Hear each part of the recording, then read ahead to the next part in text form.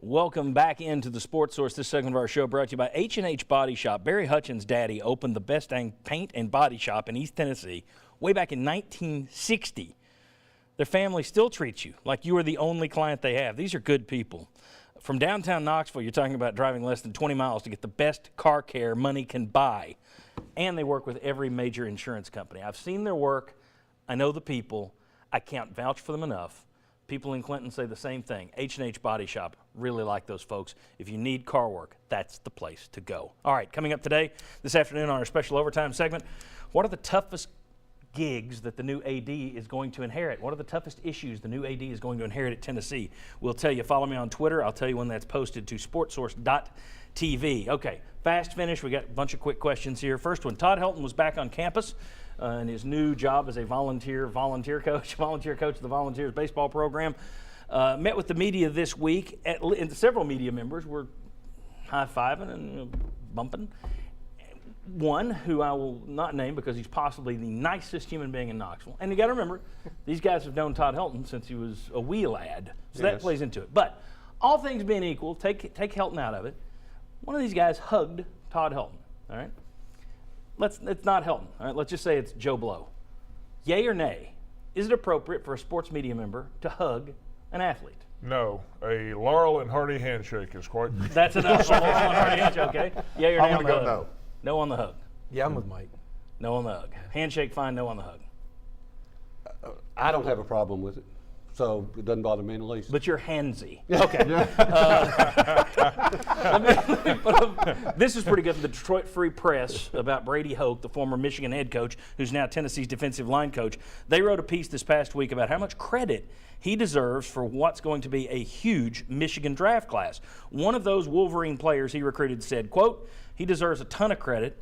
We have so much respect for him as a coach and as a man, and that's why we came to the University of Michigan." Folks, that's a good hire. I think that's a good hire for Tennessee.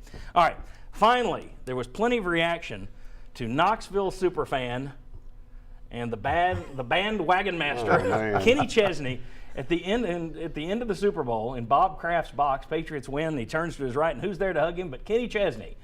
People remember when Chesney was superfan #1 for Tennessee. Then he kind of started doing stuff with Florida, and then with Florida State, and then with Auburn, and now he's doing all the pro stuff. But here's the thing. He is not a bandwagon guy just because he always pops up with winners.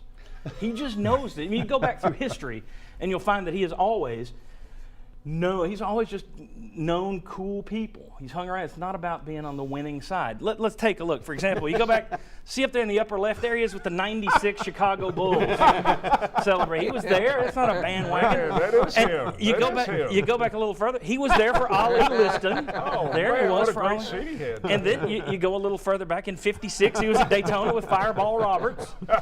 Luckily, he wasn't in the car with Fireball when his name became ironic.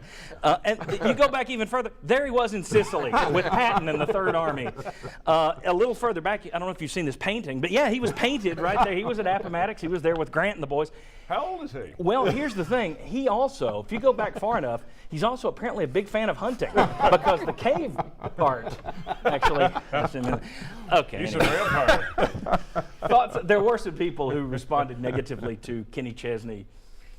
You know, he's supposed to be Peyton Manning's big buddy, which means you can't like anything Patriots or vice versa, which is a little silly. But your thoughts on being a super fan. If you were him, would you look at it and care that everybody in the country thinks of you as a bandwagon guy? Or would you look at it and say, are you kidding me? I'm at the Super Bowl. I'm at this. I'm at that. If I could sit in all those owners' boxes, eating the owners' food and drinking the owners' beverages, I'm sitting in the owners' boxes. I would sit in the Green Bay Packers owners' box. I don't think you would, Bob. Being honest.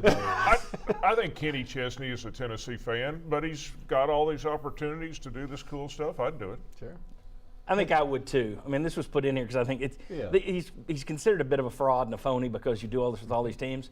How many people would turn these things down though? Right. Correct. I mean, I put it in there as kind of what a phony and what a fraud. And then as I did it, I'm looking at it thinking, I'd do everybody. Hey, here's what he said beside the owner of the Patriots or any other NFL team when they won the championship. The joke is 10 minutes earlier he was sitting in Arthur Blank's box. So. But he's got to do something besides count his money. Yeah. Guys, thank you very much. Thank you. We'll see you on Overtime. SportsSource.tv later this afternoon. See you next week right back here on the Sports Source. Thank you.